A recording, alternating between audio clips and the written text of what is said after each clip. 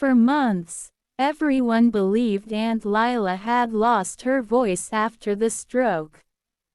She sat quietly in her old rocking chair by the window, wrapped in a faded shawl, staring into the distance. Her hands trembled. Her lips barely moved. My husband Jerome used to sigh every time he walked past her. "She's useless," he would mutter under his breath. "Dead weight. We should put her in a nursing home." But I couldn't do that. Aunt Lila had raised me when I had nobody. She protected me like a daughter, and I owed her everything. So I cared for her, even when my body ached from exhaustion and my heart burned with frustration. But on that stormy night, everything changed. Thunder rolled through the sky as rain hammered the roof. The lights flickered once, then steadied. The house felt different, heavier, like something unseen was moving through the shadows. Aunt Lila had been breathing strangely all evening. Shallow, uneven. I stood beside her, touching her forehead. She burned with fever. I whispered, "Aunt Lila, I'm taking you to the hospital.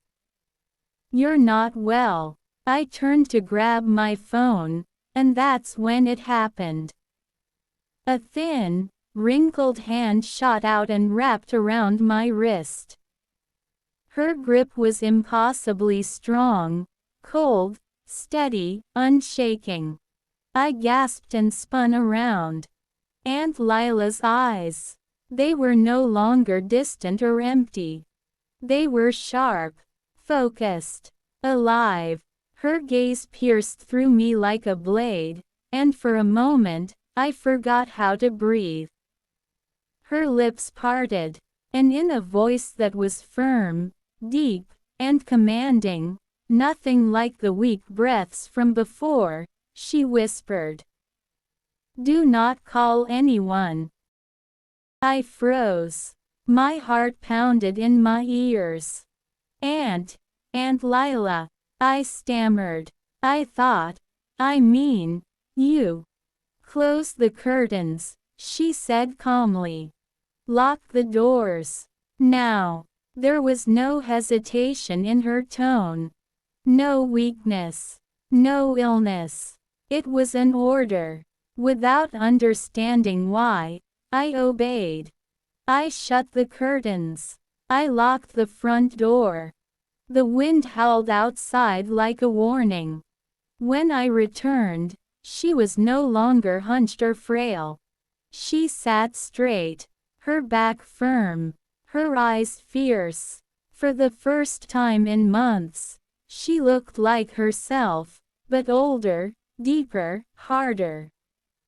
"Listen carefully," she said. "We don't have much time." My throat tightened. "What is happening? Why were you pretending? Why didn't you speak before?" She didn't answer immediately. Instead, she pointed toward the attic door. "Bring me the wooden box," she said. "The one with the iron latch." My knees felt weak, but I climbed the attic stairs anyway. The dust was thick and the air smelled old. Cobwebs brushed against my face as I searched in the dim light. Then I saw it. A small, weathered wooden box, hidden beneath a torn blanket. Just as she said, I carried it downstairs and placed it on her lap. Her fingers, steady and strong, flipped the latch. Inside lay yellowed photographs, faded maps, old letters tied with twine, and a rusted key. My voice shook. "What is all this?" Aunt Lila's eyes filled with a storm. "Proof," she whispered. "Evidence. The truth Jerome never wanted you to find." My chest tightened. Jerome. My husband. Her lips curled into a bitter, knowing expression. Jerome is not who you think he is, she said. My body went cold. She handed me an old photograph, a much younger Jerome, standing beside a man I recognized from old news clippings. A criminal, a con artist, a man who vanished years ago. That man, she said quietly, was his mentor. Together, they ruined lives, destroyed families, mine included. I felt the world tilt beneath me. What does this have to do with you? She leaned closer, her eyes burning with fury and pain. Your husband married you for one reason, to get to me. My breath caught.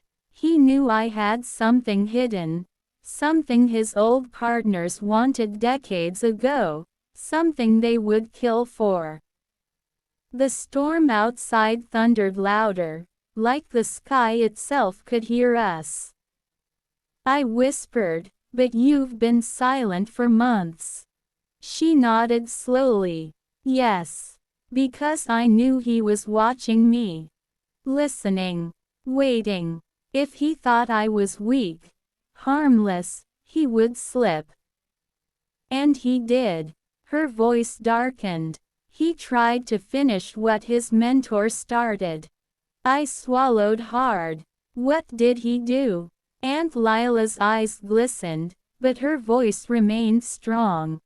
He poisoned my tea. Small doses. Just enough to make me appear sick. Confused. Helpless. My stomach dropped. Jerome, the man I trusted, the man I loved, was trying to kill the woman who raised me. Aunt Lila reached into the box again and handed me a folded letter with Jerome's handwriting. My hands shook as I read it. It was a plan, a transaction, a deadline, and my name was mentioned. I wasn't his wife. I was his bargaining chip. His access. His key. Tears burned my eyes. I didn't want you to be alone, Aunt Lila whispered softly. So I stayed silent. I watched. I waited. And tonight, he will make his move. The clock chimed midnight. A sound echoed in the hallway. The front door creaked. Aunt Lila didn't flinch. Her eyes hardened. He's here.